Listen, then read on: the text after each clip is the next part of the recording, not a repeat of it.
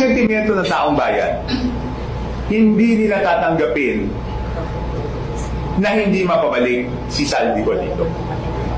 Dapat naiintindihan yan ng mga may kapangyarihan na pabalikin siya. Kasi pag dumating sa punto, huwag naman sana na sabihin na kailangan siyang pabalikin at hindi siya mapabalik. Huwag natin subukan yung pasensya ng tao. Sa tingin ko, doon na talagang magagalit ang taong bayan. At baka doon na sila magduda sa sinseridad ng investigasyon.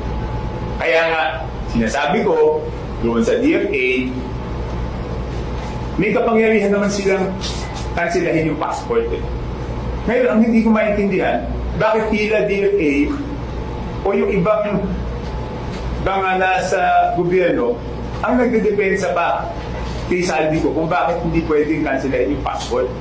Di ba dapat kansilahin nyo, tapos pabayaan yung abogado niya questionin sa korte yung pagkansila?